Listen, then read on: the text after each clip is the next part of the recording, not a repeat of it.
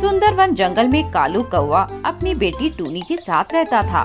टूनी की माँ की मौत के बाद कालू ने ही अपनी बेटी की परवरिश की थी। टूनी अक्सर अपनी माँ को याद करके रोया करती थी।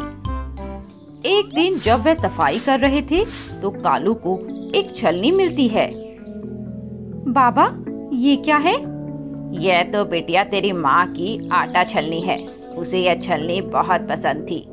हाँ बाबा, ये छलनी माँ को बहुत पसंद थी। हाँ बेटी, वो इसे बहुत संभाल कर रखती थी। बाबा, क्या मैं ये छलनी रख सकती हूँ? हाँ हाँ, क्यों नहीं बेटी, तेरी माँ की ही तो अमानत है, रख ले। टूनी अपनी माँ की छलनी को अपने पास रख लेती है। उस छलनी से टूनी को अपनी माँ का अपने पास होने का एहसास होता था। इसीलिए टूनी रात को भी छलनी अपने गले से लगाकर सोती। ऐसे ही कई साल बीत जाते हैं। टूनी अब बड़ी हो गई थी। उसको बड़ा देखकर उसके पिता को टूनी की शादी की फिक्र होने लगती है। बेटी अब बड़ी हो गई है, उसकी शादी कर देनी चाहिए। वैसे भी मुझ बूढ़े का क्या भरोसा, कब भगवान मुझे अपने पास बुला ले। क्या हुआ बाबा, किस सोच में गुम हो? कुछ नहीं बेटी, बस तेरी शादी के बारे में सोच रहा हूँ। टूनी इस बात पर शर्मा जाती है और घर के अंदर चली जाती है। कुछ दिनों बाद एक कबूतर का परिवार टूनी को देखने के लिए आता है। भाई साहब, मेरा बेटा एक फैक्ट्री का मालिक है, पैसे अच्छे कमा लेता है, किसी चीज की कोई दिक्कत नहीं है हमारे यहाँ। अरे बहन जी, इससे अच्छी बात तो हो ही नहीं सकती। मैं भी आपकी जैसे ही लोग ढूंढ रहा हूँ, जहाँ मेरी बेटी को किसी चीज की कोई कमी ना हो। तभी टूनी वहाँ आती है। टूनी को देखकर सोनू मंद मंद मुस्कुराने लगता है। शायद उसे टूनी पहली नजर में भा जाती है और सोनू अपनी माँ को ये बात बता देता है। देखिए भाई साहब, हमें तो आपकी बेटी पसंद है। अब आप देख लीजिए, आपको हमारा बेटा पसंद है या नहीं? कालू इशारे से टूनी से पूछता है।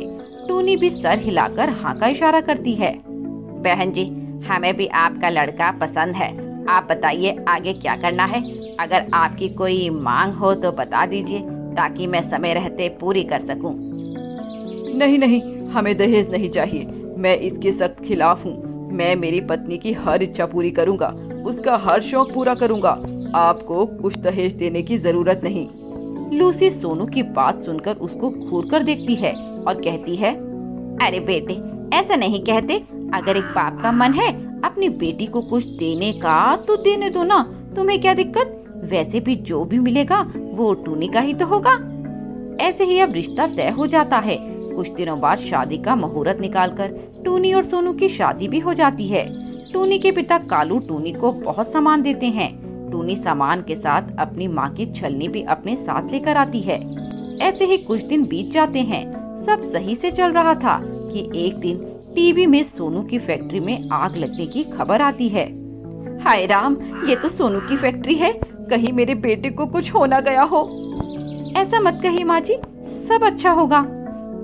ये सब तेरी वजह से हुआ है। तेरे कदमों के कारण ही ये सब अशुभ हो रहा है मेरे बेटे के साथ। तू देखना, अगर मेरे बेटे को कुछ हुआ तो मैं तुझे छोड़ूंगी नहीं। तभी सोनू भागे भागे आता है। मैं तो बर्बाद हो गया माँ, कहीं का नहीं रहा। हाँ, मैंने देखा बेटे, पर भगवान का बहुत बहुत शुक्र हुआ कि तू सही सलामत है।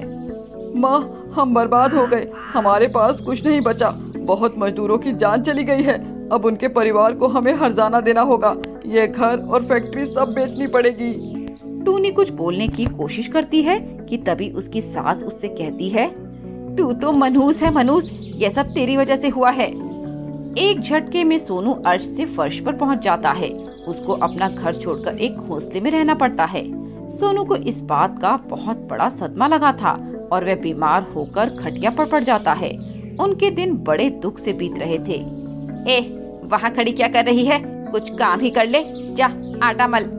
टूनी अपनी माँ की छलनी से आटा छलने लगती है और खुद से बात करते हुए कहती है, माँ, आज इस छलनी से आटा छानते हुए मुझे तुम्हारी बहुत याद आ रही है। अगर तुम होती तो कम से कम मैं तुमसे बात तो कर पाती।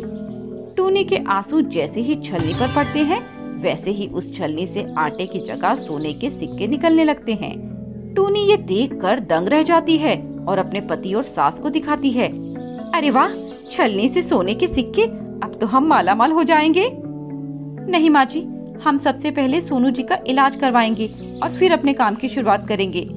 जादुई छलनी की वजह से टूनी को फिर कभी पैसों की कमी नहीं होती।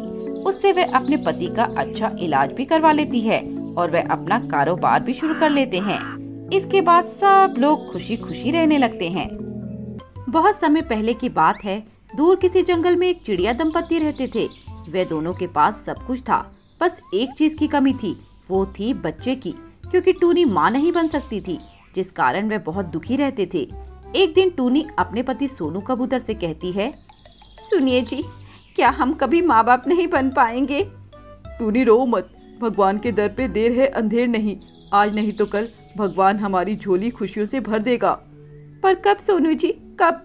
कितने साल हो गए हमारी शादी को, पर एक बच्चा भी नहीं है हमारे पास। टूनी, मेरे ऑफिस के एक दोस्त ने डॉक्टर तोतन के बारे में बताया है। उनका कहना है कि वो बहुत अच्छी डॉक्टर हैं, तो क्यों ना हम एक बार उनके पास चले। यहाँ सब जगह जा चुके, तो यहाँ जाने में क्या बुराई है। अगले दिन वे दोनों डॉक्टर तोतन के पास जाते हैं और डॉक्टर तोतन उन्हें कुछ दवाई देती है। टूनी वे दवाई रोज खाती है और 1 महीने बाद वे 2 अंडे देती है। अजी, अजी सुनते हैं क्या? अरे आज बहुत खुश लग रही हो, क्या हुआ?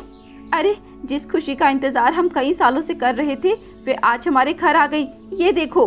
सोनू अंडों को देखकर बहुत खुश हो जाता है और उन्हें अपने गले से लगा लेता है।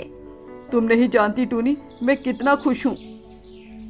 और मैं भी, बस अब इन अंडों का हमें बहुत ख्याल रखना है, अपनी जान से भी ज्यादा इनको संभाल कर रखना है। हाँ टूनी, और उस कालू को तो तुम जानती हो, वो हमेशा इसी ताक में रहता है कि कब उसे किसी के अंडे चुराने का मौका मिले। जी हाँ, हमें उस कालू कौवे से चौकन्ना रहना होगा। उसी जंगल में कालू नाम का कौवा रहता था। वह बहुत ही क्रूर था। वह सभी नवजात अंडों को उठाकर उन्हें फोड़ देता था। यह सिलसिला कई सालों से चलता आ रहा था। सभी जंगल के पक्षी इसी कारण कालू से अपने अंडे बचाकर रखते थे। अरे वाह, उस चुनी चिड़िया को भी अंडे हो गए, गुड, वेरी गुड। और उस चुनमुन कबूतरी को भी अंडे हुए हैं। फिर मैं यहाँ क्या कर रहा हूँ? मुझे तो बस उसके घर जाना चाहिए और जल्दी से वे अंडे फोड़ देने चाहिए। ऐसा कहकर वह कालू सबसे पहले चुनमुन कबूतरी के घर के बाहर जाकर चुनमुन कबूतरी के घर से बाहर जाने का इंतजार करने लगता है। चुनमुन का पति काम पर गया हुआ था, इसीलिए चुनमुन घर पे अकेली थी कि तभी शाम हो जाती है और चुनमुन शाम के खाने की तलाश में निकल जाती है। उसके जाते ही कालू कौवा उसके घर में घुस जाता है और उसके अंडे फोड़ देता है। एक का तो काम हो गया, अब बस वह टूनी चिड़िया बची है। अब मैं उसके अंडों का भी काम कर देता हूँ, पर आज नहीं, आज मैं बहुत थक गया हूँ, कल करूँगा। अगली सुबह कालू कौवा सुबह टूनी के घर के बाहर नजर गड़ाकर खड़ा हो जाता है और सोनू के जाने का इंतजार करने लगता है। पर आज सोनू की तबीयत ठीक नहीं थी, इसलिए वह काम पर नहीं जाता। टूनी, मैं जरा थोड़ी देर सोने जा रहा हूँ, तब तक तुम अंडों का ख्याल रखना। अरे आप बेफिक्र होकर सो जाइए, मैं हूँ ना, मैं ध्यान रखूंगी इन अंडों का। और हाँ, अपनी दवाई जरूर खा लीजिए। ठीक है मेरी प्यारी पत्नी टूनी, मैं अभी दवाई खा लेता हूँ। सोनू वे दवाई खाकर सो जाता है। वही टूनी पूरी चौकसी के साथ अंडों के पास डटी रहती है और वहाँ से एक पल के लिए भी नहीं हिलती। अरे ये टूनी कहीं जा क्यों नहीं रही? अगर वह सोनू घर पर ना होता तो मैं अब तक अपना काम पूरा कर चुका होता। कालू पूरे दिन इसी मौके की तलाश में रहता है कि टूनी वहाँ से चली जाए, पर टूनी वहाँ से कहीं नहीं जाती। अगले दिन भी सोनू काम पर नहीं जाता क्योंकि उसकी तबीयत में कोई सुधार नहीं था। अरे आप किसी अच्छे डॉक्टर के पास क्यों नहीं चलते? देखिए ना, आपका बुखार भी कितना बढ़ता जा रहा है।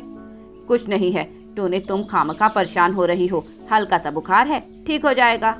अरे आप मेरी भी सुन लीजिए ना, चलिए डॉक्टर के पास।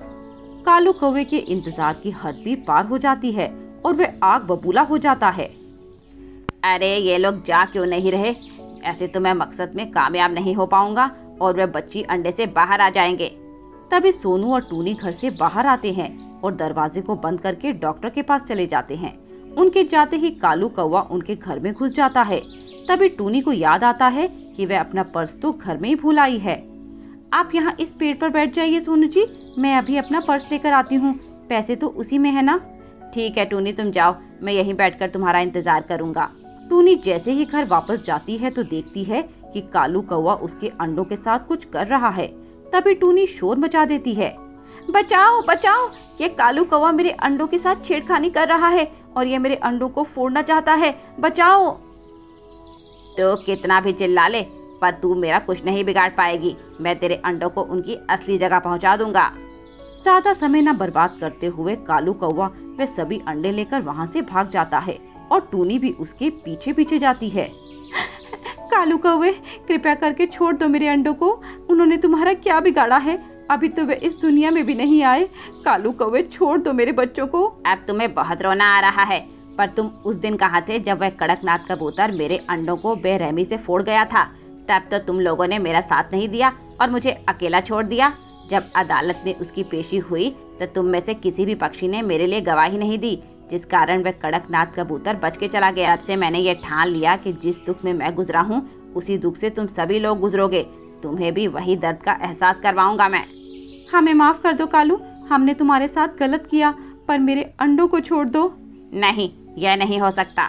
कालू कौवा वे अंडे फेंक देता है कि तभी सोनू चिड़ा आकर उन्हें पकड़ लेता है और उन्हें बचा लेता है।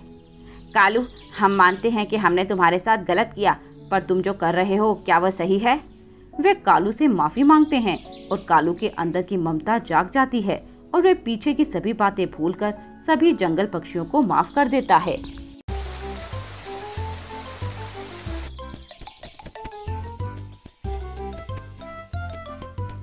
एक जंगल में टूनी नाम की चिड़िया अपनी दो बेटियों रानो और दीपा चिड़िया के साथ रहती थी।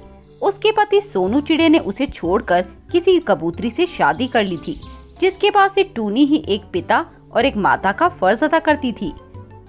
उसके साथ उषा कबूतरी टूनी को और अपने पोता पोती को बहुत चाहती थी, पर 2 दिन पहले ही उनका कैंसर के चलते देहांत हो गया था। बच्चों, मुझे काम पर जाना होगा, पर तुम दोनों अपना पीछे से ख्याल रखना, घर का दरवाजा हमेशा बंद रखना और जब मैं बोलूं तभी खोलना। और दीपा बेटी, तुम अपना और अपने छोटे भाई सोनू का ख्याल रखना। ठीक है माँ, मैं सोनू और अपना दोनों का ख्याल रखूंगी, आप बेफिक्र होकर काम पर जाइए। बच्चों, तुम्हें छोड़कर जाने का मन तो बिल्कुल नहीं कर रहा, पर अगर मैं काम पर नहीं जाऊंगी तो हम खाएंगे क्या? कितना अच्छा होता जो तुम्हारी दादी जिंदा होती, कम से कम मेरे जाने के बाद वे तुम्हारा ख्याल तो रखती। हाँ माँ, दादी की मुझे भी बहुत याद आती है, पर क्या करें, एक बार जो पक्षी मर जाए वो वापस नहीं आता। चलो ठीक है, गेट बंद कर लो और किसी के लिए खोलना नहीं। टूनी वहां से उड़कर अपने काम पर चली जाती है। तभी उनके पड़ोस में रहने वाला कालू कौवा उन बच्चों के पास आता है। वे कालू कौवा अच्छा पक्षी नहीं था, वे छोटे छोटे पक्षी के बच्चों को किडनैप करता था। दरवाजा खोलो बच्चों, देखो मैं तुम्हारे कालू अंकल, खोलो बेटा। अंकल रुको, मैं अभी दरवाजा खोलता हूँ। सोनू, माँ ने मना किया था ना कि उनके अलावा किसी और के लिए दरवाजा नहीं खोलना। पर दीदी, वो तो हमारे कालू अंकल हैं। कालू हो या भालू, मैंने एक बार बोला ना, समझ नहीं आता। सोनू दीपा से गुस्सा हो जाता है और वह कालू कौवा फिर से आवाज लगाता है। अरे सोनू बेटा, देखो मैं तुम्हारे लिए क्या लाया हूँ, ढेर सारी चॉकलेट। चॉकलेट? नहीं सोनू। वो कालू काफी बार आवाज लगाता है, पर दीपा उसके लिए दरवाजा नहीं खोलती, जिस कारण वह कालू कौवा वहां से चला जाता है। ये बच्चे तो मैं जितना सोचता था उससे ज्यादा चालू निकले, पर मैं भी कालू हूँ, इतनी आसानी से हार नहीं मानूंगा। वे कालू कौवा नई नई तरकीब निकालने लगता है और आखिरकार एक प्लान बनाता है। अब देखता हूँ तुम बच्चे कैसे दरवाजा नहीं खोलते। कालू कौवा फिर से टूनी चिड़िया के घर जाता है और अपनी आवाज बदलकर टूनी की आवाज में बच्चों को पुकारता है। बच्चों, दरवाजा खोलो, देखो मैं आ गई। दीदी दीदी, माँ आ गई, अब तो दरवाजा खोल दो। हाँ हाँ, खोल रही हूँ, तुम्हें बाहर जाने की बहुत ललक लगी है ना। दीपा उस कालू के जाल में फंस जाती है और दरवाजा खोल देती है। कालू अंकल, आप? माँ कहाँ है? तुम्हारी माँ कहीं नहीं, ये मैं ही था जिसने तुम्हें आवाज लगाई थी। तुम क्या सोचती हो तुम ही बहुत इंटेलिजेंट हो? तुम अभी पिद्दू हो और मैं हूँ कालू। वे कालू कौवा दोनों बच्चों को पकड़कर अपने साथ ले जाने लगता है। तभी दीपा की दादी की तस्वीर दीवार से गिर जाती है और वे कालू कौवा उन दोनों बच्चों को वहां से पकड़कर ले जाता है। कालू अंकल, हमें छोड़ दो, हमने आपका क्या बिगाड़ा है? बच्चों, तुमने मेरा कुछ बिगाड़ा तो नहीं, पर मैं करूँ क्या, मैं अपनी आदत से मजबूर हूँ। बच्चों, यही मेरा बिजनेस है और मैं अपने बिजनेस से दगाबाजी नहीं करता। सही नहीं कर रहे कालू अंकल। अब तू मुझे बताएगी कि सही कर रहा हूँ या नहीं। जा, आखिरी मौका देता हूँ, जिससे भी मदद के लिए बुलाना है बुला ले। मैं भी तो देखूँ कौन तेरी मदद करता है। माँ, माँ, टूनी माँ, कोई है? कोई तो हमारी मदद करो, ये कालू पक्षी हमें किडनैप कर रहा है। कोई नहीं आएगा, इस धरती पर से तो क्या, कोई आसमान से भी तुम्हारी मदद करने नहीं आएगा। तभी दीपा की दादी उषा कबूतरी जो मर गई थी वो वहां आ जाती है और उस कालू कौवे को जादू से उड़ा देती है। क्या बे कालू कौवे, तूने मेरे पोता पोती को हाथ भी कैसे लगाया? तू जानता नहीं कि इनकी दादी कौन है? उषा कबूतरी, तुम तो मर गई थी ना? हाँ, मैं मर गई थी, पर आज मैं उस आसमान से वापस आई हूँ अपने बच्चों को बचाने के लिए। जब तक इनकी दादी है तब तक कोई भी इनका बाल बांका नहीं कर सकता।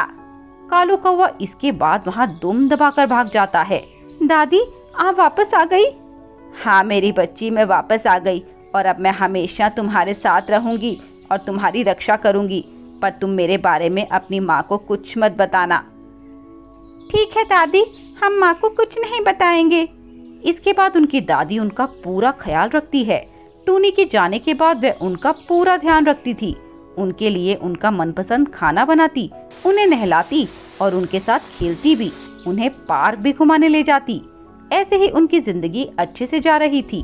तभी एक दिन टूनी घर जल्दी आ जाती है और वह देखती है कि उसके बच्चे किसी के साथ खेल रहे हैं और हवा में उड़ रहे हैं।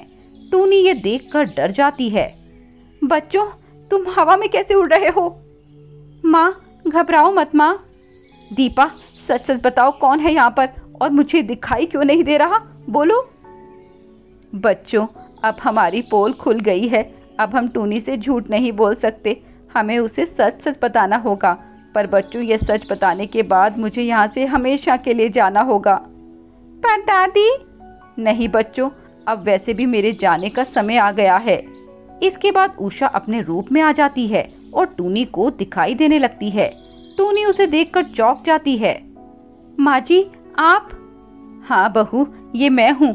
मेरा एक काम अधूरा रह गया था, इसीलिए मैं वापस आई हूँ। पर आप मुझसे क्यों छिपती रही? मेरे सामने क्यों नहीं आई? बहू, क्योंकि मैं तुझे परेशान नहीं करना चाहती थी। पर बहू, अब मेरा समय पूरा हो गया है, मुझे जाना होगा। माँ जी। नहीं बहू, मैं कुछ ही समय के लिए यहाँ आई थी, एक बार जाते जाते अपने पोता पोती को देख लूँ। तुझे भी देख लिया, अब मुझे सुकून है, अब मैं सुकून से जा सकती हूँ। इसके बाद उषा कबूतरी वहाँ से चली जाती है, पर अपने पीछे अपनी जायदाद टूनी के नाम कर जाती है और उसे खूब सारे पैसे भी दे देती है, जिस पैसे से टूनी अपने बच्चों को अच्छे से पढ़ाती और अपने लिए एक अच्छा सा घर खरीद लेती है।